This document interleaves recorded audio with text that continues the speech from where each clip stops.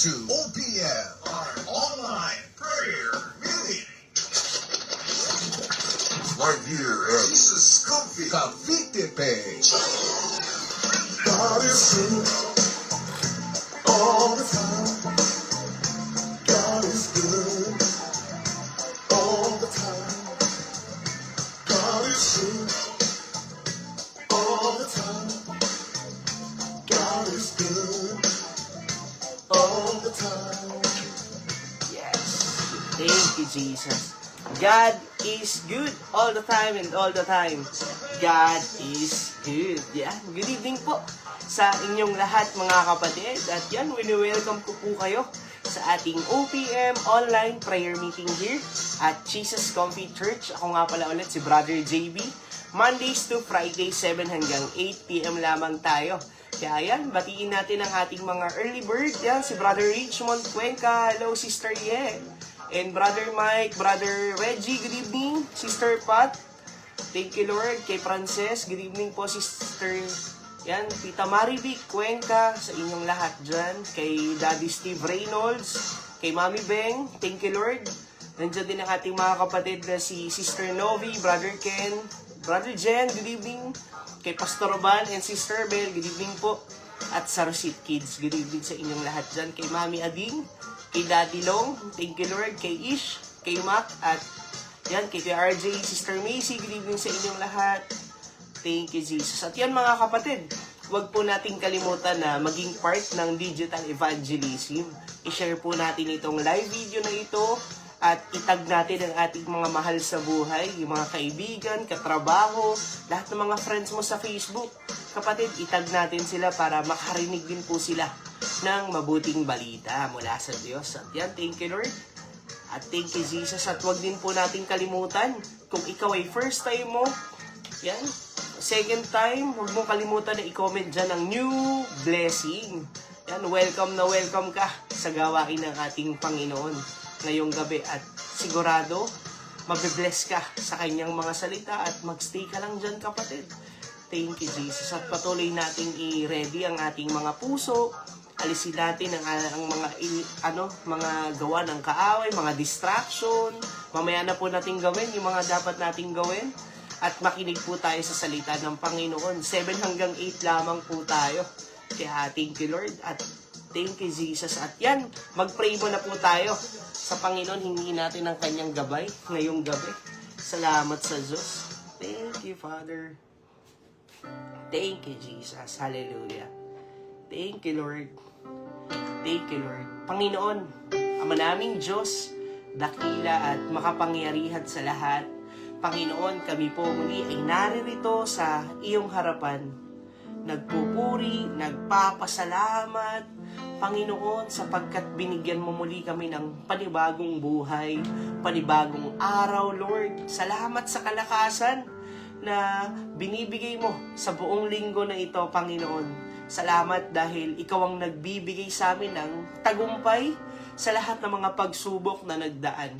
Dalangin namin, Panginoon, ikaw nga po ang kumilos ngayong gabi, Panginoon. Maranasan namin ang mga milagro, kapangyarihan mo. Lord, ngayong gabi magpapagaling ka sa mga kapatid namin na nakakaranas ng sakit, Lord, ng ulo, ubo, sipon. In the name of Jesus, Lord, ikaw ang patuloy na magbigay ng kagalingan sa kanila mula ulo hanggang talampakan.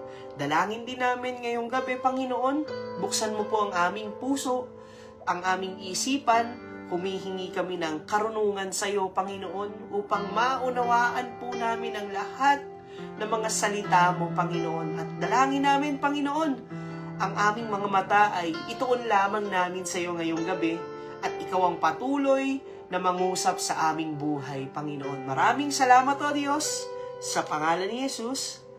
Amen and Amen. Thank you, Lord. Thank you, Jesus. Hallelujah. Yan. Salamat sa Diyos. Hello, mga kapatid. Good evening sa inyong lahat dyan. Thank you, Lord. Salamat sa ating mga top fans na talagang laging nandyan. Yung mga laging nag-share na ating mga kapatid. At yan, kung kakapasok mo pa lamang, kapatid, kakatapos lang po natin na mag-pray sa Panginoon. at wini-welcome ulit kita sa gawain niya sa ating OPM online prayer meeting here at Jesus Coffee Church. Ako ulit si Brother JB. 7 hanggang 8 lamang tayo. At maya-maya po ay aawit tayo. Ang kakantahin po natin ay Niligtas Mo Ako. Thank you, Lord. Ikaw ba ay niligtas ng Panginoon sa mga kasalanan? Ikaw ay binigyan niya ng proteksyon? Sa kapahamakan, niligtas ka ba niya sa sakit?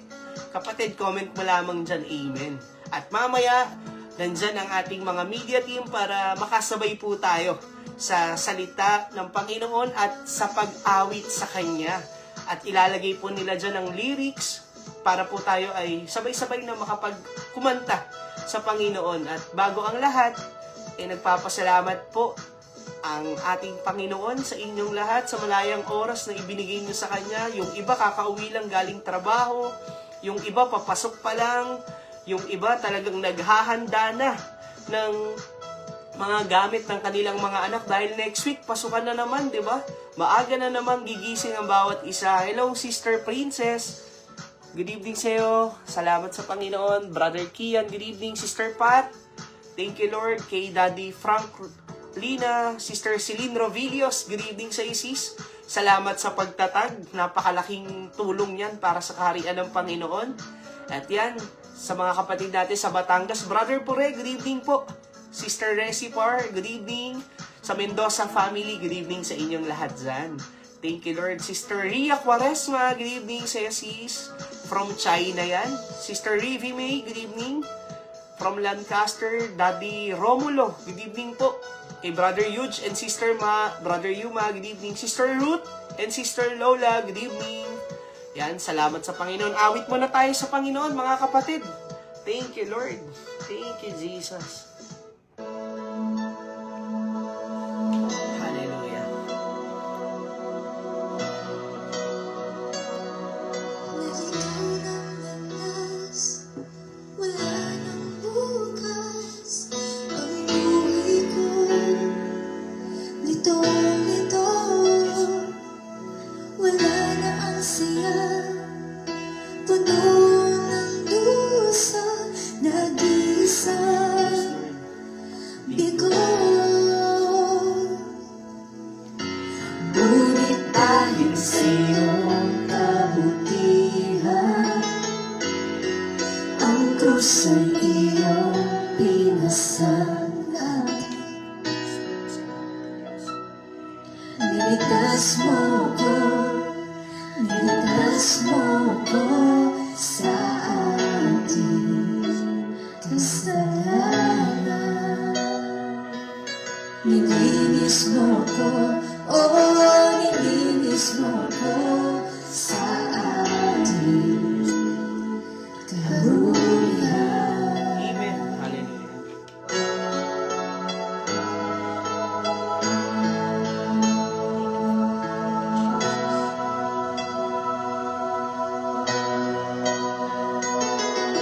Nung makilala ka, nagkaroon ng pag-asa, pinalaya mo, lubos. Nagbago ang lahat, nang ako ay mahanap sa piling mo, Panginoon. Yes, Lord. Ngunit dahil sa iyong katapatan,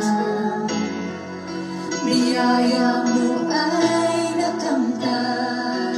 Niligtas mo ko, niligtas mo ko sa ating kasalanan.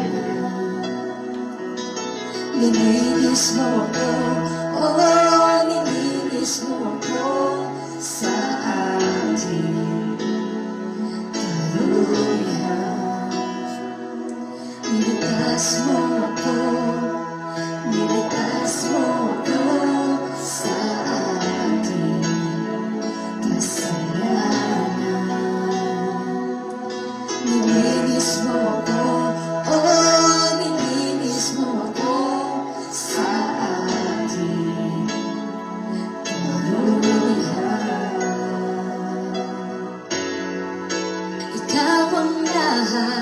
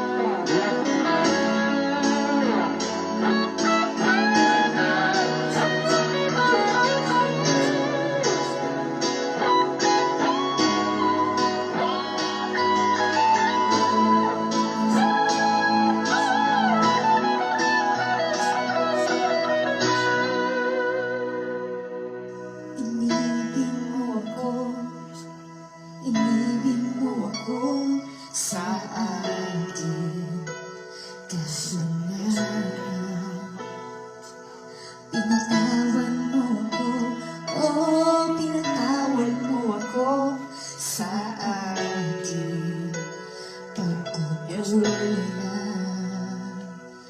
Niligtas mo ako, niligtas mo ako sa aking kasalanan.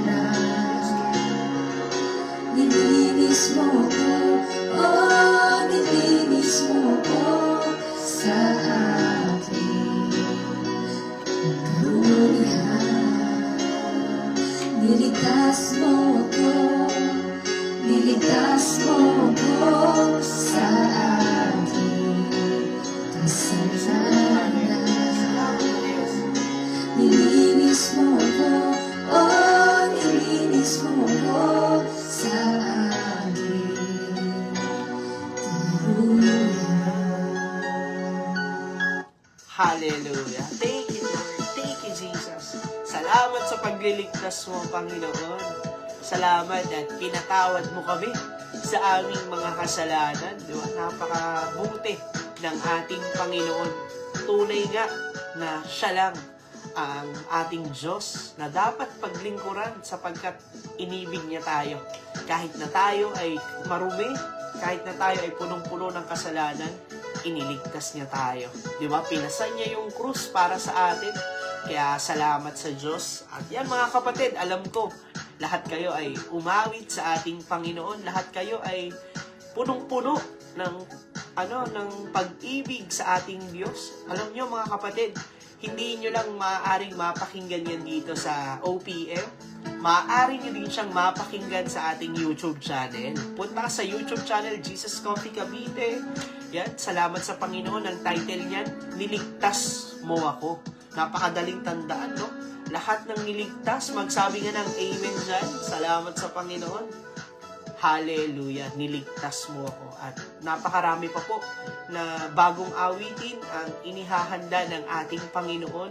At lagi ka lang mag-abang dyan sa ating YouTube channel. Mag-subscribe ka na din. Pindutin mo yung notification bell para lagi kang updated sa mga bagong music videos na ilalabas ng ating Diyos. Thank you, Father. Thank you, Jesus. At yan mga kapatid, kakatapos lang po natin na umawit sa Diyos. At alam ko, yung iba dyan, sobrang excited na. Yan, na mapakinggan ang salita ng Panginoon. Maya-maya, mapag-uusapan na po natin yan. Pero bago po ang lahat, binabati ko po ang ating mga kapatid, sila Sister Raquel Encarnacion, sa inyong family po, sa Canada din po, sa Napolitano family, Tita MJ, Sister Hannah, Brother Joel, good evening po sa inyong lahat. Kay Brother Pau, yan, sa Raro family, good evening sa inyong lahat dyan. Ay, good morning kung hindi ako nagkakamali. Thank you, Lord. At salamat din sa ating mga kapatid sa Japan. Konbawa po, Sister Tess Gomez, Sister Kylie, Sister Ethel, good evening po sa inyong lahat dyan. Sila Bishop po, Bishop Ricky Bartolome, good evening po. Kay La Reverenzo, sa ating mga comfy pastor, kay Pastor Arnold, kay Pastor John Bartolome, good evening po sa inyong lahat. Kay Brother Jojo, good evening din po. Thank you, Father. Sa Napoles family din po, Sister Kay, Brother Ronel, at sa ating mga kapatid sa Greece, good evening po sa inyong lahat dyan. Sa California, sa Chicago, thank you, Lord. Sa Macau, yan, sa mga kapatid natin dyan, good evening po sa inyong lahat. Kaya, thank you, Lord. Sa Taiwan, Sister Giselle Sarga, good evening sa inyo dyan, sa inyong family. Thank you, Father. At yan, mga kapatid, coffee break muna po tayo. Thank you, Lord.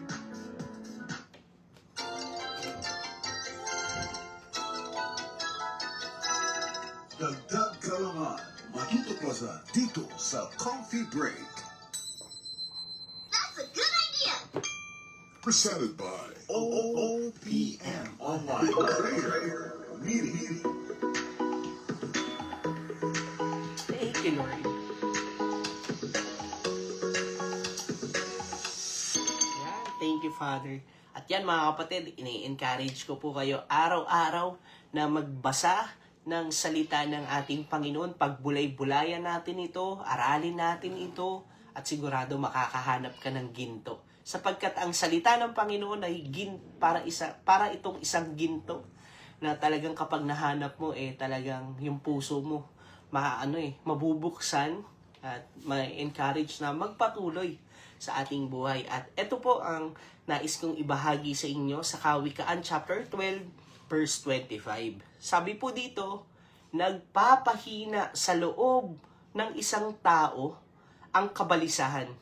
Ngunit ang magandang balitay may dulot na kasiglahan. Amen ba yan, mga kapatid? Alam ko yung iba hindi talaga hindi nakakaligtas dito minsan sa pagkabalisa. Napakaraming iniisip. Pero alam nyo, napakaganda ng salita ng Panginoon sapagkat itong Kawikaan po ay sinulat ni Haring Solomon. Si Haring Solomon ay isang mayaman na hari, tanyag, kilala sa lahat ng bansa, at higit sa lahat ng bagay ay meron siya. 'Di ba? Alam ko naman na gusto nyo din na lahat ng bagay ay meron tayo. 'Di ba? Pero etong si Haring Solomon, kahit na meron na siyang lahat, may pagkabalisa pa rin sa puso at isip niya. 'Di ba? Ipinapakita lamang dito na kahit anong dami o kahit gaano pa kayaman, hindi ka makakaligtas sa pagkabalisa. Bakit? Ano ba ang nagbibigay, kapatid, ng pagkabalisa sa iyo? Yan, sa isang tao, ano ba ang mga nagbibigay kabalisaan? Dito ay isang kumbaga yung bills na laging dumadating every month. Kung saan ka kukuha, mababayaran mo ba to, 'di ba? Yung mga monthly na loan, 'di ba? Yung mga utang, Meralco, Wi-Fi, 'di ba? Lalo na ngayon magpapasukan, mga tuition fees, 'di ba? Lahat 'yan talagang dumarating paulit-ulit na dumarating 'yan. Pero kapatid, kapag dumarating 'yan, huwag mong tambayan. Kasi huwag mong tambayan yung pagkabalisa kasi hindi makakatulong sa iyo 'yan. Manghihina ka lang kapag tinambayan mo 'yan. Hanggang sa magkasakit ka na, 'di ba? Minsan nanghihina ka, hindi ka na makakapasok sa work, 'di ba? Alam niyo ba mga kapatid, may solusyon sa pagkabalisa. Amen ba 'yan? May solusyon diyan. At sabi dito sa binasa natin, ngunit ang magandang balitay may dulot na kasiglahan. Grabe, no? Salita ng Diyos ang susi dyan, kapatid, ang solusyon dyan. Ito ay nagpapaalala sa atin kung ano ba yung kayang gawin ng Diyos sa buhay natin. Yung salita na makapangyarihan, yung salita na punong-puno ng pangako sa ating buhay. Kaya wag nating kalimutan na gawin ito araw-araw, basahin natin. At huwag nating gawing spare tire ang salita ng Panginoon. Sapagkat kung kailan lang natin ba ito kailangan, tsaka lang tayo magbabasa. Kapag punong-puno lang ba tayo ng problema, pagsubok, tsaka lang ba tayo magsasaliksik ng salita, kapatid, we encourage you na araw-araw mo itong basahin sapagkat ang salita ng Panginoon laging on time yan sa mga pinagdadaanan mo. Kaya yan ang ating comfy break at sigurado magbibigay siya ng kapayapaan sa'yo. Hallelujah. That's a good idea. Presented by OPM Online Prayer Meeting. Hallelujah. Thank you, Father.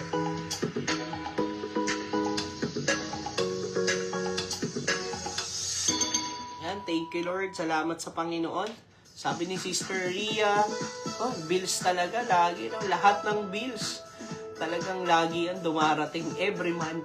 Kaya kailangan humihingi tayo lagi sa Diyos ng provision, di ba? Amen. Kaya yan mga kapatid, salamat sa Diyos sa pagsama niyo sa ating coffee break at ini-invite ko rin po pala kayo mga kapatid sa ating mga online ministries, sa women's, yan, thank you Lord, sa WOW Ministry, sa men's ministry, sa Young Pro Ministry. Salamat sa Panginoon sapagkat lumalago ang kanyang simbahan at hindi lang po every Friday may gawain ng Panginoon. Sa darating po na Sunday, ini-invite ko po kayo na sabay-sabay po tayong magpuri sa Panginoon. Physical, thank you Lord, 11:30 po yan. Ng umaga hanggang 1:30 lamang po sa Gig Mall, Pulang Lupa, Uno. Salamat sa Panginoon. Hello Mama Mea, Papa Herman, thank you Lord, Harold, Hannah, Jewel, Janine, Cheska, Clarence, good evening sa inyo dyan. Kay Winnie, good evening sa asawa ko. Kay Papa John and Mama Ningning, salamat sa Happy Father's Day pa. Salamat sa Diyos sa buhay mo. Thank you, Father. Yan, ini-invite ko rin po pala kayo mga kapatid every Wednesday po kasama natin si Pastor Roman sa gawain ng Panginoon, yan, sa ating Bible study. Thank you, Lord. 8:30 po yan ng gabi hanggang 9:30 po. At kung hindi ka pa naka-follow sa Jesus Comfy Church, kapatid, mag-follow ka na. Kasi dyan sinesend yung mga link para maka-attend po tayo sa mga gawain ng Panginoon. At para lagi kang updated sa gawain niya. Salamat sa Panginoon. Thank you, Jesus. Hallelujah. Kaya yan, mga kapatid, ihanda na po natin ang ating Bible, notebook at ballpen. At higit sa lahat, yung ating puso, ihanda natin sa Panginoon. At yan, hanapin mo ang salita ng Panginoon sa Awit chapter 99, verse 1 to 5. Awit chapter 99 verse 1 to 5. Salamat sa Diyos. At habang hinahanap mo yan, kapatid, nagpapasalamat po ang ating Panginoon at ang ating church sa ating mga faithful kingdom partners. Yan, salamat sa Panginoon sa mga buhay nyo na patuloy na nag-uumapaw sa inyong mga puso ang pagbibigay sa gawain ng Panginoon. Hello, Brother Marvin Pentecost, Sister Cass, good evening. Yan, patuloy tayo na magpagamit sa Panginoon sapagkat marami na pong mga lingkod ng Panginoon talagang pinagpala simula nung binuksan nila yung puso nila, lalong-lalo na sa Panginoon. Sabi nga nila hindi kailanman matatalo sa bigayan ng ating Diyos na buhay sapagkat simula nung nagbigay sila sa Diyos, talagang pinalago yung negosyo, binigyan sila ng promotion, salary increase, napakarami po na mga testimony ang ginagawa ng ating Panginoon. Kaya mga kapatid, we encourage you na maging part din po tayo ng kingdom partners natin. At ngayon pa lang kapatid, umani ka na ng masaganang pagpapala mula sa ating Diyos na buhay. Kaya yan mga kapatid, marami na pong paraan para makapagbigay sa Diyos. Meron po tayong GCash dyan, meron po tayong bank account. Yan, salamat sa Panginoon. Kaya, yan, magpagamit po tayo sa Kanya. Hello, Brother Janlo, Sister Marimel sa Casimiro family, Brother Cyril, and Sister Joy sa Padjo family from Naik, Sister Melody, Daddy Johnny, and Sister Minerva, good evening po. Thank you, Lord. Nandyan ka na ba, kapatid? Sa Awit chapter 99, verse 1 to 5, kung nandyan ka na, comment mo dyan, Amen. Hallelujah. Babasahin na po natin to. Thank you, Lord. Thank you, Jesus.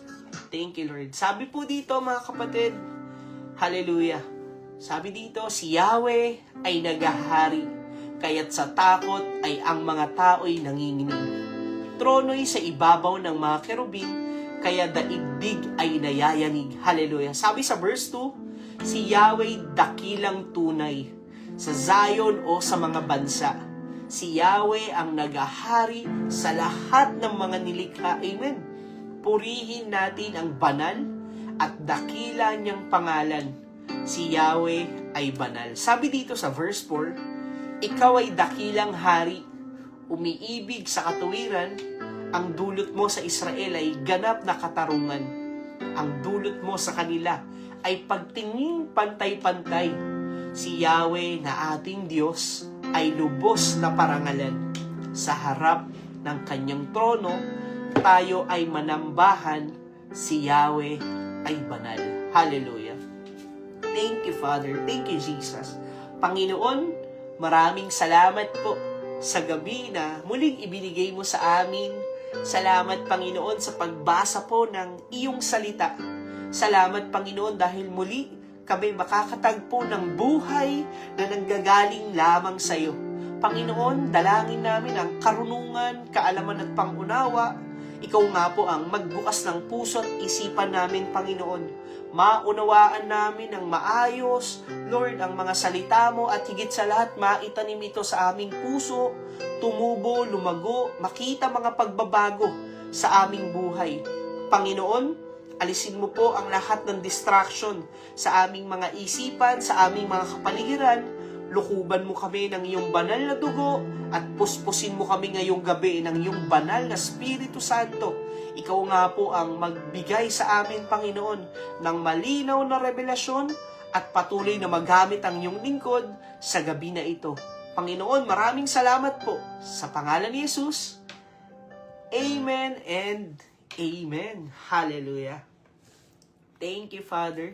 Thank you, Jesus. Hello mga kapatid, good evening ulit sa inyong lahat. Salamat sa Diyos. Napakaganda ng ating pag-uusapan ngayon. Pero bago ang lahat, wini-welcome ulit kita kung kakapasok mo pa lamang sa gawain ng Panginoon sa ating OPM online prayer meeting here at Jesus Coffee Church. Ako nga pala ulit si Brother JB. Mondays to Fridays ang gawain ng Panginoon, 7 hanggang 8 p.m. Yan, mapagpalang gabi muli sa inyong lahat. At yan mga kapatid, napakaganda po ng binasa nating awitin sa chapter 99. At alam naman natin na itong awit na ito ay punong-puno ng pagpupuri, punong-puno ng pagsamba sa Panginoon. At alam niyo po ba kung sino ang naging author nito or writer nito? Si Haring David po. Yan, si Haring David na talagang iniangat ng Diyos sa kanyang buhay. Si David ay isang pastol, talagang siya ay naging hari, 'di ba? Dahil sino ba ang Diyos sa kanyang buhay? Yan, thank you Lord. Ang Diyos kay David ay kanyang kalakasan. Yan, sa araw-araw, 'di ba? Ikaw ba, kalakasan mo din ba si Lord sa buhay mo? Sa kabila ng mga pagod, 'di ba si David nagpapastol siya eh. Pero hindi siya kailanman nagreklamo. Dahil alam niya, ang Diyos ang kanyang kalakasan, ang Diyos ang tagapagtanggol niya, at higit sa lahat, ang Diyos ang protector niya. Nagbibigay protection sa kanya. Bakit ba natin nasabi na protector ang Diyos ni David? 'Di ba? Umpisa pa lamang po, iningatan na siya ng Diyos. Saan? Sa mga mababangis na hayop. 'Di ba? Pumapatay nga siya ng leon, ng oso, para lang yung mga tupa niya hindi makain nito, 'di ba? O hindi mabawasan. Ginagawa niya 'yun sa tulong ng Panginoon at imposible po 'yun sa tao na manalo sa mga mababangis na leon. Pero ang Diyos ang kanyang kasama. Kaya kapatid, ang tanong, sino ba ang Diyos sa buhay mo? Yan, thank you Lord. I-comment mo dyan yung sagot mo kapatid kung si Haring David, protector ang Diyos sa kanya. Thank you Lord. Kalakasan, tagapagtanggol, sino ba ang Diyos sa iyong buhay? At yung iba dyan, marahil ang Diyos ang aking ang aking kagalingan, yan, manggagamot. Diba, nung mga panahon na ako ay may sakit, talagang naranasan natin ang kagalingan mula sa Panginoon. At yung iba naman dyan, talagang ang Diyos ang aking kalakasan din, Brother JB. Sa lahat ng oras, talagang nakakapagod yung trabaho ko, pero salamat sa Diyos kasi sa kabila ng minsan 12 hours sa trabaho, talagang mahirap yon para sa ating katawan, pero ang Diyos ang kalakasan.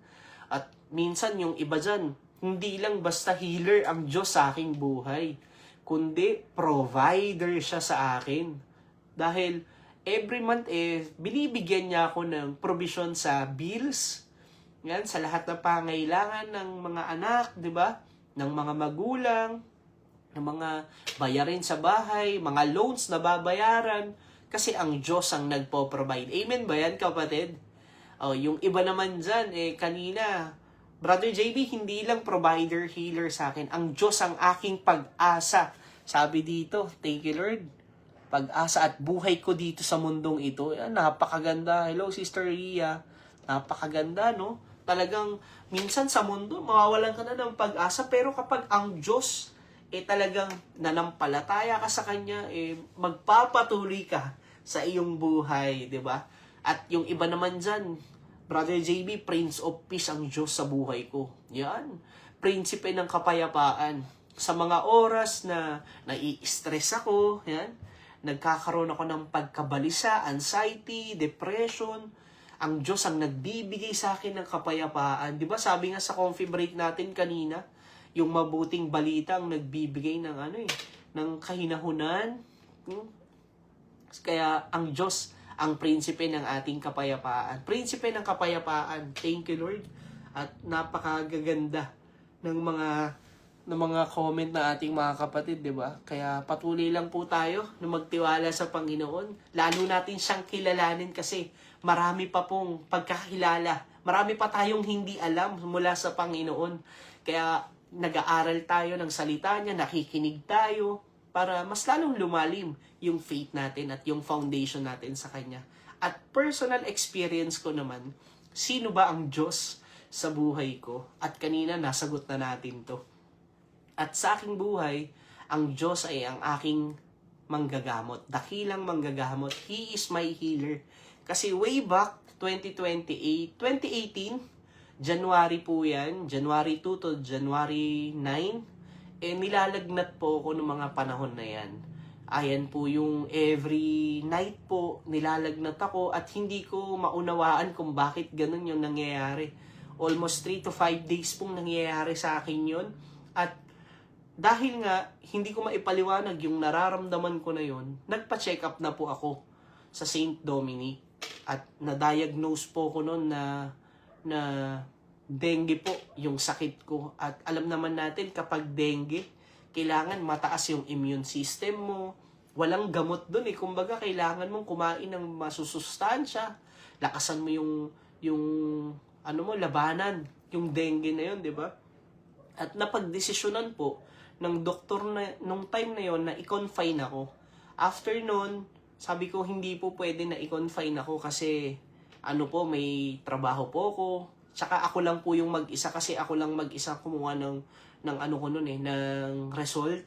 Tapos habang lumalakad po ako pauwi sa St. Dominic, sasakay na ako ng motor. Hawak ko yung result na naka-envelope. Sabi ko, Lord, napakabigat ng pagsubok na to para sa akin. Pero hindi mo hahayaan na malugmok lang ako dito. Umiiyak ako noon habang papasakay ako ng motor. At sinabi ko yun sa magulang ko, sinabi ko kalawini. Tapos napag-anuhan na namin na hindi ako i-confine. Kasi etong time na to, ito po yung prayer and fasting po ng January. Second week or third week po ng January po yan ng taong 2018. Prayer and fasting. Dahil tuwing gabi po ako nilalagnat, binigyan na po ako ng gamot nun para hindi na ako lagnatin. Ang ginagawa po namin sa prayer and fasting, kasi physical pa po nun sa 4th floor, Jollibee Kalinisan, physical, nag-word, nagpe-pray po after ng word ni Lord. Tapos, ang ginagawa po ng mga kapatid natin sa pananampalataya, pinagpe-pray po nila ako every day, every night po. Nililay hands nila ako, sabi ko, Lord, ikaw yung dakilang manggagamot. Habang nandun ako sa prayer and fasting, talagang nilalagnat ako, nakayuko lang ako.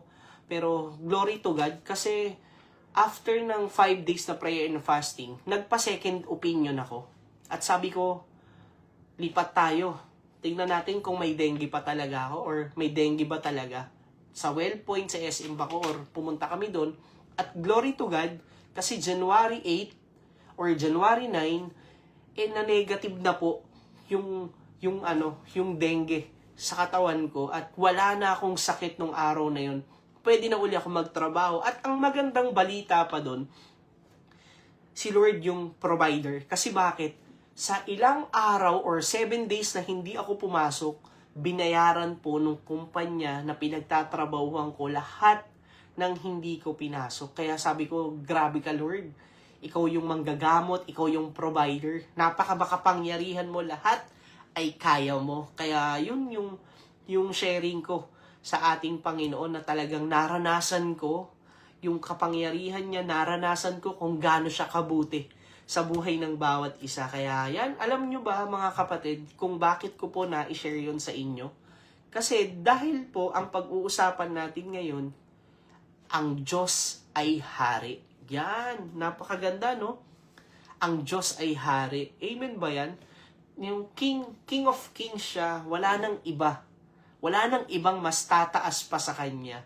Hindi lang sa buhay natin, kundi sa langit at sa buong daigdig, sa sangkatauhan, wala nang mas hihigit pa sa Diyos na ating hari. At kapag naririnig mo, kapatid, ang salitang hari, ano ba yung unang pumapasok sa isip mo? Ano ba yung talagang nagbibigay ng hindi ko makakalimutan tong hari na to? Ano ba yung katangian ng isang hari? 'Di ba? Yung katangian ng isang hari, pinakamataas siya. Wala nang mas hihigit pa. Nag-iisa lang yan, 'di ba? Parang presidente. Nag-iisa lang yan sa ibang bansa, prinsipe, di ba? Hari siya talaga, walang makakapantay sa kanya. At lahat ng sasabihin niya, gagawin. Lahat ng inasa isip niya, matutupad. Kasi hari siya. Kaya niyang gawin lahat. At 3 bagay po ang nais kong ibahagi sa inyo at dapat nating tandaan bilang mananampalataya. Sa pagiging hari ng Diyos, ang hari na dapat nating katakutan.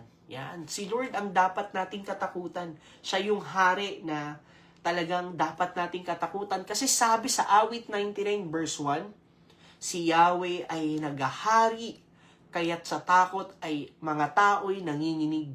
Trono'y sa ibabaw ng mga kerubin, kaya daigdig ay nayayanig. Yan. Alam nyo mga kapatid, sinabi doon sa salita na yun, kerubin. Yan. Ano ba ang kerubin? Mababasa po natin ang kerubin sa Isaiah chapter 6, verse 2 to 4. Sabi dito, may mga serapin sa kanyang ulunan at ang bawat isa'y may 6 na pakpak. 2 ang nakatakip sa muka, 2 sa mga paa, at 2 ang ginagamit sa paglipad. Sinasabi nila sa isa't isa ang ganito, banal, banal, banal, si Yahweh na makapangyarihan sa lahat. Ang buong daigdig ay puspos ng kanyang kaluwalhatian. Sa lakas ng kanilang tinig ay nayanig ang pundasyon ng templo at loob nito'y napuno ng usok. Alam niyo mga kapatid, itong serapin na ito, hindi lang ito yung mga napapanood lang natin sa mga movies. 'Di ba? Ano ba yung nadi-describe nyo? I-describe nyo ang isang serapin, yung angels. 'Di ba? Maganda, pogi, 'di ba? 2 yung pakpak, sobrang puti nila.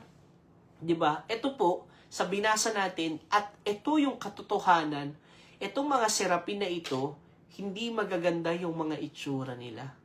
Hindi lang 2 yung pakpak nila, kundi 6 po.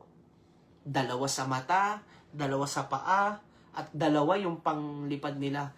Bakit laging nakatakip yung mga mata nila, tsaka yung katawan nila, yung paa nila? Kasi, hindi nila kayang makita ang Diyos. Kasi kapag nakita nila ang Diyos, mamamatay po sila. Sabi nga doon, kung ang mga serapin nasa ulunan ng Diyos, natatakot na makita ang Diyos, lalo na po tayong mga tao, dahil tayo po ay makasalanan, hindi natin kakayanin na makita ang Diyos, lalo na harap-harapan, dahil siya, sabi doon, siya ay banal, banal, banal.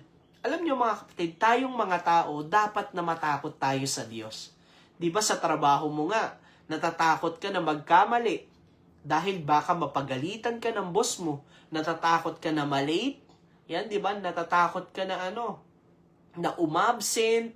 Kasi bakit? Mapapagalitan ka ng boss mo. Ganun din sa Diyos. Paano ba natin maipapakita sa Diyos yung takot natin sa Kanya? Gusto niyo ba na maluwalhati ang Diyos sa buhay natin? Na makita niya na may takot tayo sa Kanya? Isa lang. Layuan natin ang kasalanan. Sabihin mo sa katabi mo, layuan natin ang kasalanan. Dahil dito, makikita ng Diyos na may takot to. Kasi kahit na hindi siya nakatingin, kahit wala siya sa tabi natin, kahit na hindi natin siya kasama, na literal yung physical, nakikita niya tayo sa langit.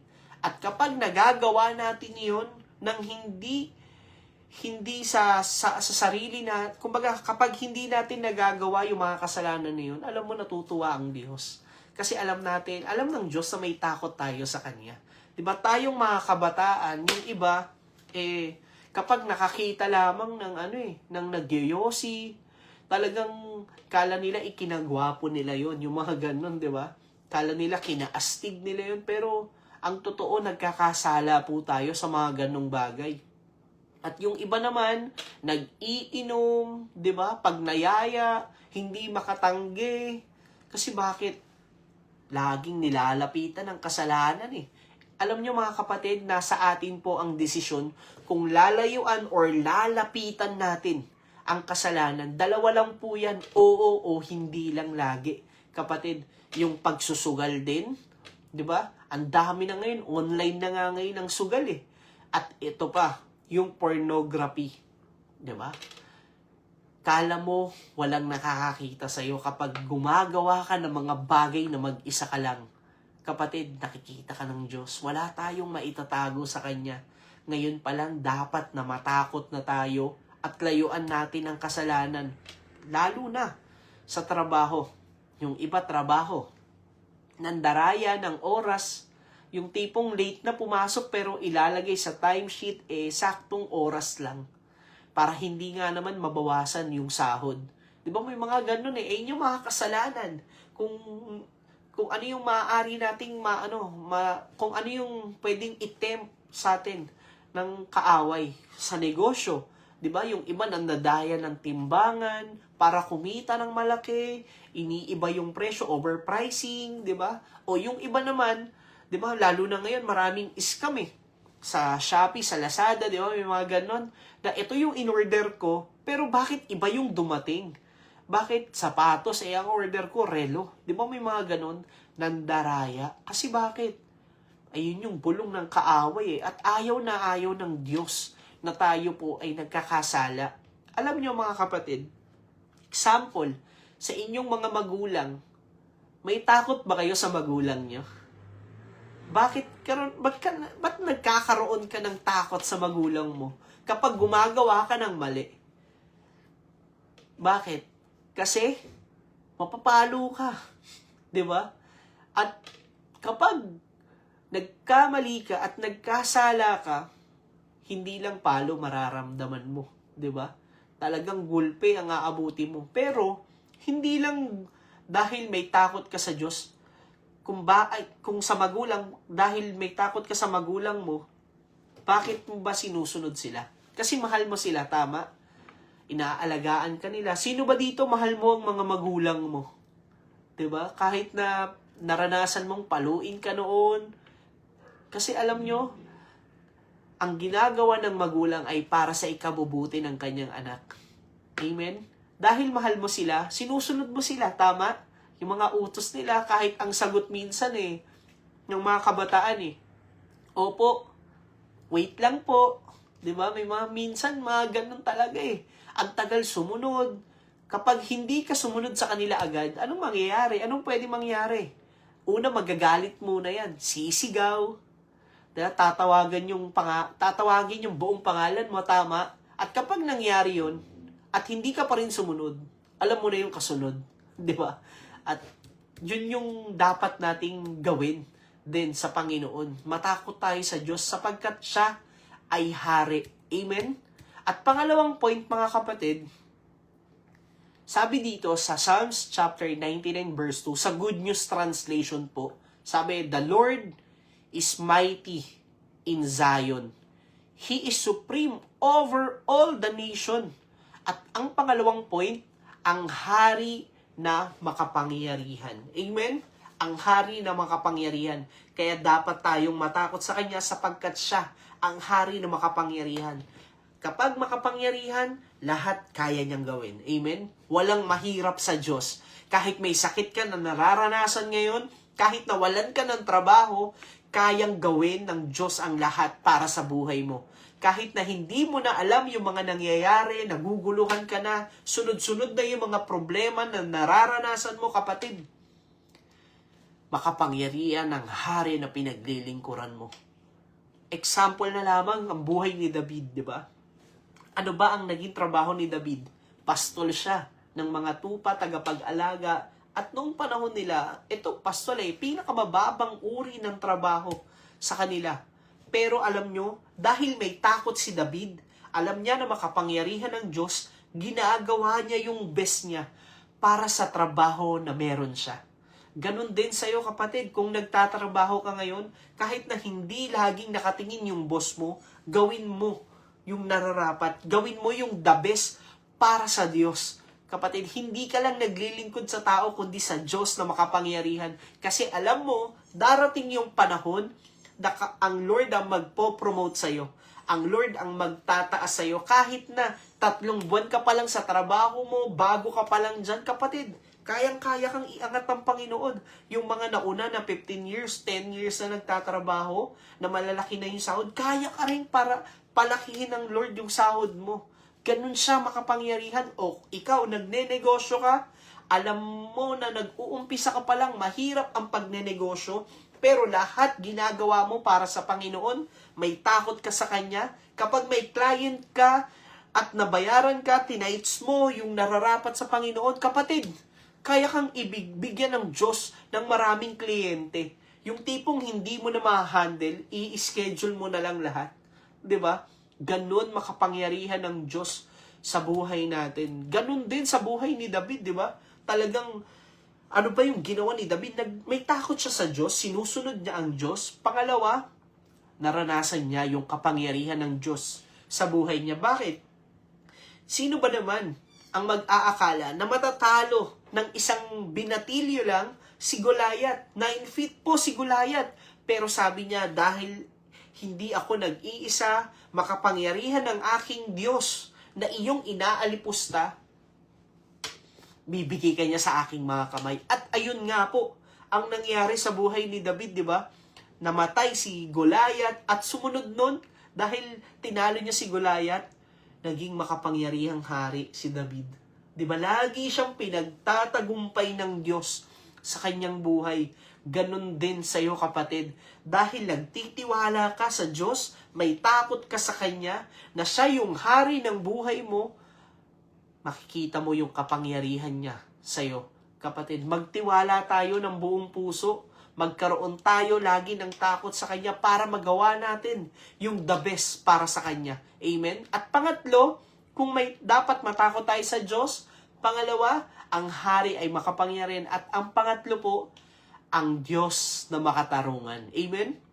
Sabi sa Awit chapter 99 verse 4, ikaw ay dakilang hari. Amen? Umiibig sa katuwiran, ang dulot mo sa Israel ay ganap na katarungan. Ang dulot mo sa kanila ay pagtingin pantay-pantay. Grabe, no? Kapatid, alam mo ang Diyos, makatuwiran siya. Mahal niya yung katotohanan.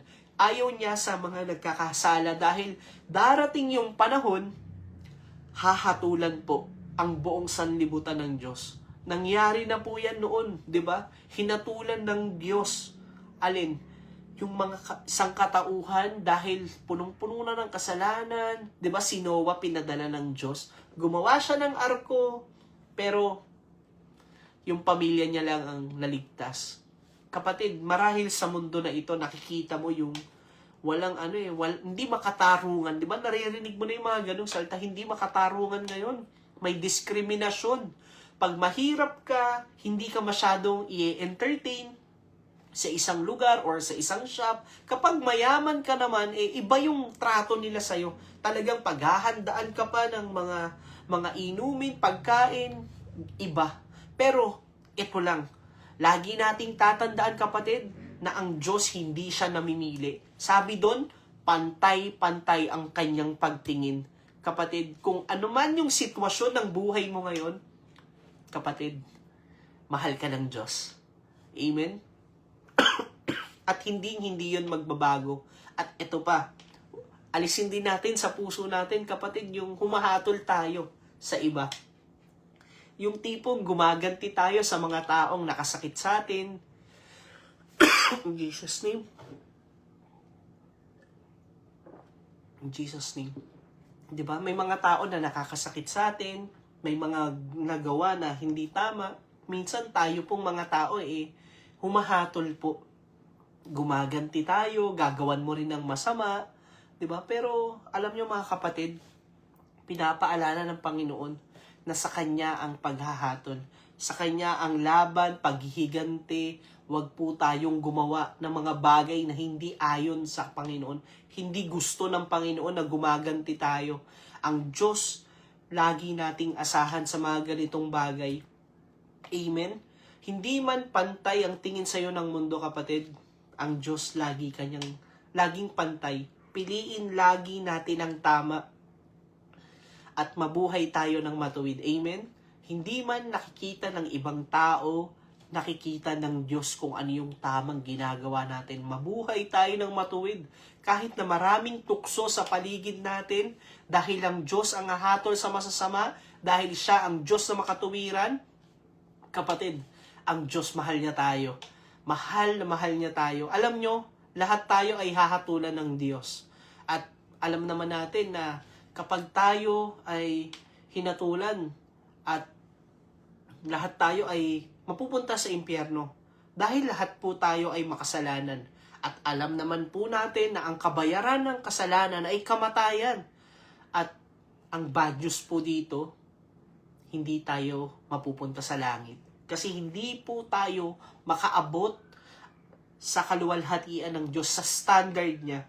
Pero sabi nga kanina, ang hari ay makapangyarihan. Siya mismo ang gumawa ng paraan upang tayo ay mapawalang sala sa ating mga kasalanan. Dahil ang Diyos mismo ang bumaba dito sa lupa. Amen? Siya ay nagkatawang tao, namuhay katulad natin, katulad ko, katulad mo, kapatid. Siya ay hindi nagkasala. Pinako siya sa krus, ibinigay niya yung kanyang buhay, namatay siya, at nung 3 araw siya'y muling nabuhay. At ito ay si Jesucristo. Wala nang iba, kapatid. Yun yung mabuting balita. May bad news di ba? Pero may good news ang ating Panginoon. At alam mo ba, ano ba yung dapat kong gawin, Brother JB, sa buhay ko? Hindi ko alam kung paano Kung paano ko maliligtas, kapatid. Ang sumasampalataya kay Kristo ay maliligtas. Yan yung pinakasusi para maranasan mo yung kanyang kapangyarihan. May isa nga akong narinig na isang preaching at hindi ko to makakalimutan. Sabi niya, pag ako humingi ng tawad sa Diyos at umihingi ako lagi, hindi naman yun yung nagliligtas. Hindi ito yung makakapagligtas sa atin. O, medyo magulo. Bakit, Brother JB? Kasi, kapag humingi ka ng tawad sa Panginoon, pinatawad ka na niya, tama?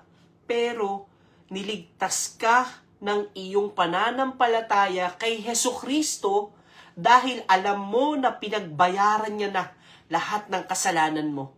Kapag isinuko mo yung buhay mo sa Kanya, pinagsisihan mo lahat ng kasalanan mo, at tinanggap mo siya bilang Panginoon na tagapagligtas, kapatid, nananampalataya ka. Magkakaroon ka ng buhay na walang hanggan sa langit. Kaya ini-encourage kita ngayong gabi, kapatid, sabayan mo ko sa panalangin.